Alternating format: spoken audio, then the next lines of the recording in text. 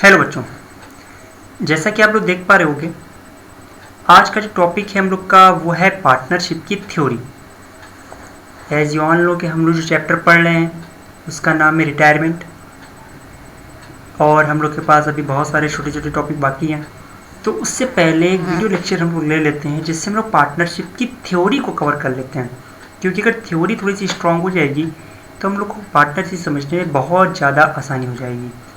अब मुद्दा आता है सर कि पार्टनरशिप हम पढ़ क्यों रहे हैं। बहुत से बच्चों का सवाल है कि सर पार्टनरशिप ना पढ़ें तो, पार्टनरशिप छोड़ के चले जाएं तो मैं उनसे ये कहना चाहता हूँ कि बोर्ड्स में पार्टनरशिप का जो सवाल आता है वो कंपलसरी होता है। उसमें कोई भी ऑप्शन आपके पास मौजूद नहीं होगा, आपको अटेम्प्ट ही करना पड़ेगा।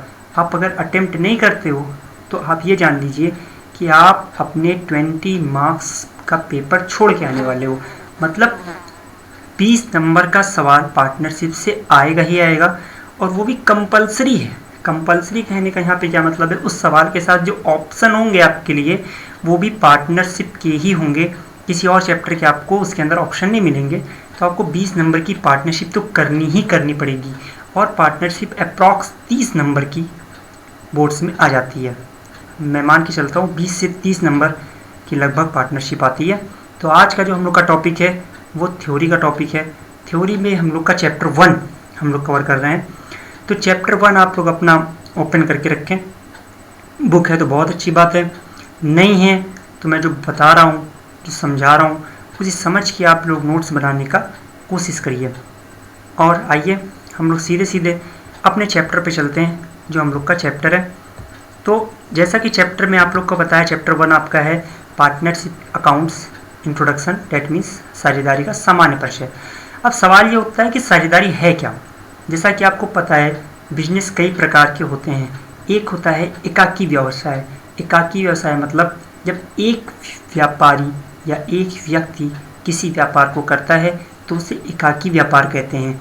एकाकी व्यापार के बाद जो हम लोग से कहते हैं भैया व्यापार है, तो हम सीधे सीधे कहते थे भाई साझेदारी। साझेदारी का कहने का क्या मतलब है, जब दो या दो से अधिक लोग किसी काम को करने के लिए सहमत हो जाते हैं और उस काम को करने का उनके बीच में एक अनुबंध बन जाता है, तो उसे हम कहते हैं भैया ये पार्टनरशिप बन गई है। ठीक है ना। और पार्टनरशिप से बड़ा होता है कंपनी।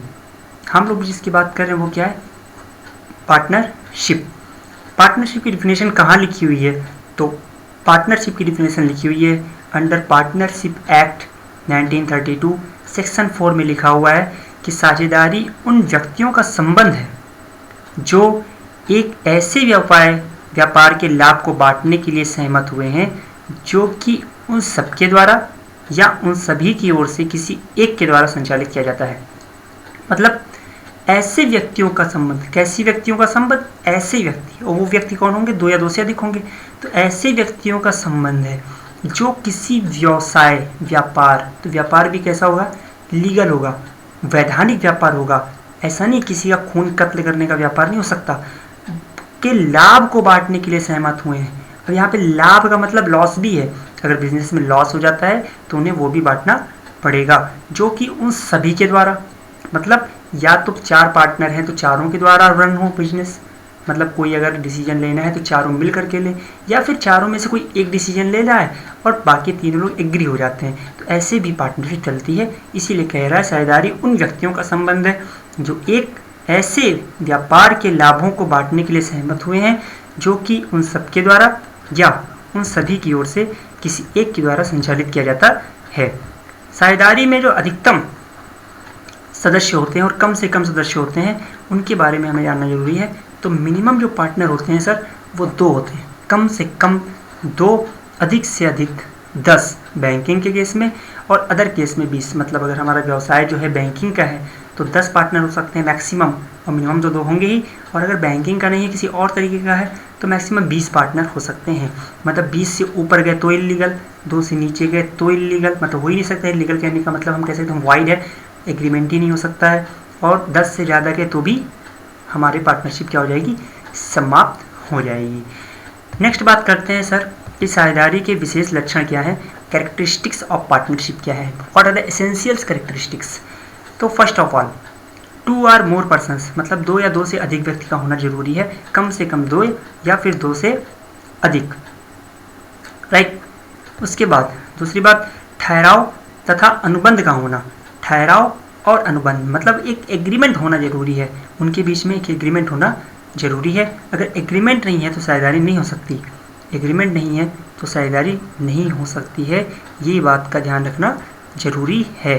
कारोबार होना, कारोबार का होना मतलब there must be a business, मतलब साझेदारी के लिए व्यवसाय का होना बहुत ही ज़्यादा जरूरी है। और व्यवसाय कैसा होना चाहिए? वैधानिक व्यवसाय होना चाहिए, ठीक है। कारोबार का उद्देश्य क्या हो? लाभ कमाना हो। लाभ कमाने का मतलब प्रॉफिट कमाने के उद्देश्य से वो व्यवसाय खड़ा किया गया हो, ना कि सेवा भाव से। सेवा भाव से साझेदारी नहीं होती है। अगर आप रन कर रहे हो, किस लिए कर रहे हो? प्रॉफिट आपका क्या है? उद्देश्य क्या है? प्रॉफिट कमाना है और वो प्रॉफिट बांटना है। नेक्स्ट कह रहा है कारोबार का सभी साझेदार या उनमें से किसी एक के द्वारा चलाया जाना, मतलब जो बिजनेस होगा must be carry out by all और एनी वन ऑफ देम, है ना, एक्टिंग फॉर ऑल, मतलब या तो बिजनेस सभी के द्वारा रन किया जाएगा या फिर उनमें से किसी एक के द्वारा भी रन किया जा सकता है। ऐसी बात हमारे कहाँ लिखी हुई है? पार्टनरशिप, पार्टनरशिप में लिखी हुई है। इतनी बातें तो आई थिंक आप लोग क्लियर होगी, इसमें कोई दिक्कत नहीं है। तो मतलब हम लोगों ने क्या क्या पढ़ा? हम लोगों ने देखा पार्टनरशिप में क्या क्या होगा भाई, हम लोगों ने देखा कि पार्टनरशिप में क्या क्या होगा। तो पार्टनरशिप में जो होगा, पार्टनरशिप में होगा 2 या 2 से अधिक व्यक्ति होंगे, अनुबंध होगा, है ना, और कारोबार होगा। कारोबार का उद्देश्य लाभ कमाना होगा, ठीक है। और कारोबार या तो सभी के द्वारा चलाया जाएगा या सभी की सहमति से किसी एक के द्वारा चलाया जाएगा। साथ ही साथ एक पॉइंट और है, ठीक है, वो क्या है? प्रत्येक साझेदार अपनी फर्म का एजेंट होगा। फर्म का एजेंट कहने का क्या मतलब है? अभी 2 टर्म आप लोग जान लीजिए कि एजेंट क्या होता है, स्वामी क्या होता है। स्वामी और एजेंट में क्या फ़र्क होता है? What are the difference between the master and the agent? Master and मतलब एजेंट वह व्यक्ति होता है जो किसी के अंडर में काम कर रहा हो। तो प्रत्येक साझेदार अपनी फर्म का एजेंट है, मतलब वो जो भी काम करता है फर्म के नाम पे करता है, तो फर्म उसके लिए क्या हो जाती है? लाइबल हो जाती है। जैसे अगर आप ABC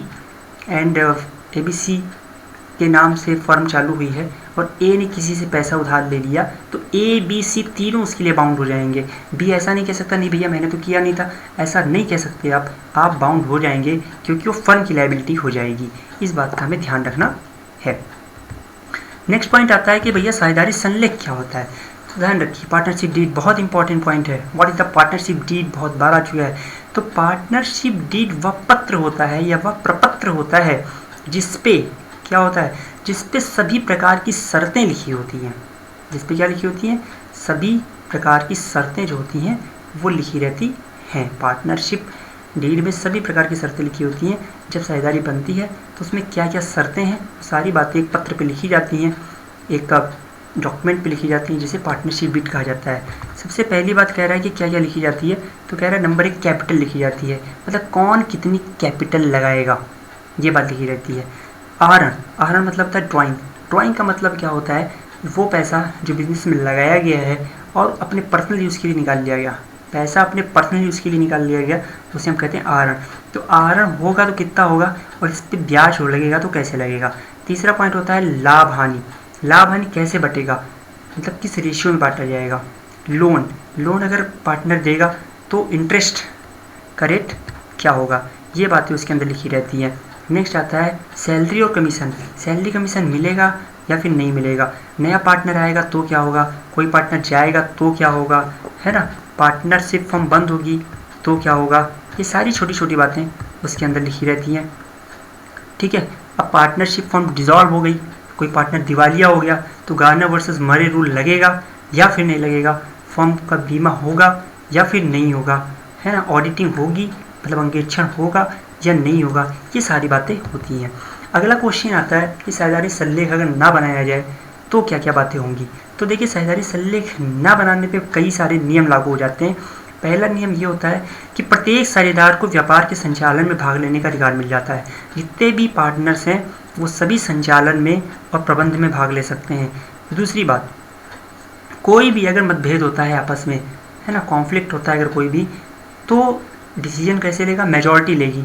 मेजॉरिटी मतलब जैसे 10 लोग हैं, 10 में 6 कह रहे हैं हाँ होना चाहिए, 4 कह रहे हैं नहीं होना चाहिए, तो 6 की बात मान ली जाएगी। तीसरी बात, कोई सैलरी कोई कमीशन नहीं मिलेगा। नेक्स्ट, पीएल जो होगा प्रॉफिट या लॉस वो बराबर बांटा जाएगा। नेक्स्ट, कैपिटल पे कोई इंटरेस्ट नहीं मिलेगा, कैपिटल पे कोई भी इंटरेस्ट नहीं मिलेगा। लेकिन अगर कोई लोन दे रहा है, मतलब कैपिटल से ज़्यादा पैसा दे रहा है, तो उसको 6% के हिसाब से क्या मिलेगा, इंटरेस्ट मिलेगा। ये सारी बातें किस में लिखी हैं, अगर पार्टनरशिप डेट नहीं है तो हम लोग इतनी बातें ध्यान रखनी है। मेन पॉइंट ध्यान रखेंगे, 6 पॉइंट 7 पॉइंट आपको मेन याद रखने हैं। पहला, सभी को संचालन में भाग लेने का अधिकार, सभी को प्रबंध में भाग लेने का अधिकार। अगर मतभेद है तो बहुमत से होगा। कोई भी साझेदार पूंजी पे ब्याज नहीं पाएगा, लाभ हानि बराबर बांटी जाएगी, कोई वेतन नहीं मिलेगा, कोई कमीशन नहीं मिलेगा, लोन पे 6% का ब्याज मिलेगा। इतनी बातें हमें पार्टनरशिप एग्रीमेंट, पार्टनरशिप डीड के अंडर में याद रखनी है। उम्मीद है आपको ये पॉइंट भी बहुत अच्छी तरीके से क्लियर हो गया होगा। नेक्स्ट पॉइंट की हम बात करते हैं सर कि साझेदारी खाते क्या हैं। साझेदारी खाते मतलब पार्टनरशिप अकाउंट्स। तो पार्टनरशिप अकाउंट कहने का क्या मतलब है, जिस प्रकार से कंपनी के अंदर कई सारी बुक्स ऑफ अकाउंट बनाए जाते हैं, ठीक उसी तरीके से पार्टनरशिप में भी कुछ अकाउंट बनाए जाते हैं, है ना। अब वो जो अकाउंट बनाए जाते हैं वो क्या क्या बनाए जाते हैं उसकी हमें बात कर रहे हैं। तो कौन कौन से खाते बनाए जाते हैं उसकी हम बात कर लेते हैं। तो सबसे पहली बात है सर, पूंजी खाता बनाया जाता है। पूंजी खाता कहने का क्या मतलब है, वह पैसा जो साझेदार ने व्यवसाय में लगा रखा है, मतलब साझेदार द्वारा फर्म के व्यवसाय में लगाया गया पैसा, लगाया गया मूल्य पूंजी कहलाता है। और ये कहाँ लिखा जाता है, तो क्रेडिट में लिखा जाता है। कहाँ लिखा जाएगा, क्रेडिट में लिखा जाएगा। पूंजी दो तरीके की होती है, ध्यान रखना है। पूंजी कै तरीके की होती है, दो तरीके की होती है। एक होती है परिवर्तनशील और एक होती है स्थायी। क्या मानते हैं, एक होती है परिवर्तनशील और एक होती है स्थायी। अब सर जी परिवर्तनशील और स्थायी क्या है, एक परिवर्तनशील का मतलब स्थायी और क्या है स्थायी क्या है। परिवर्तनशील का मतलब है जो कैपिटल हर साल चेंज होती रहती है, जो कैपिटल हर साल चेंज होती रहती है, जबकि स्थायी कैपिटल कभी चेंज नहीं होती, स्थायी कैपिटल कभी चेंज नहीं होती। दूसरा पॉइंट याद रखेंगे, करंट अकाउंट क्या होता है, पूंजी को स्थिर रखने के लिए। जैसे अभी हमने बताया कैपिटल दो तरीके की हो सकती है, एक होती है स्थायी और एक परिवर्तनशील।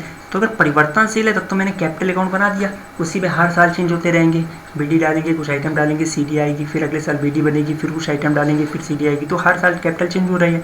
लेकिन अगर स्थायी पूंजी है, अगर स्थायी पूंजी है तो पूंजी हर साल चेंज हो नहीं सकती। अगर पूंजी हर साल चेंज नहीं हो सकती तो जो उसके अंदर आइटम हम लोग डालते हैं, जैसे डिवेल्यूएशन से कोई चीज़ आया या इंटरेस्ट आया, तो ये सब कहाँ डालेंगे, तो इसको डालने के लिए एक अलग खाता बना दिया जाता है। उस खाते का नाम जो होता है वो होता है करंट अकाउंट।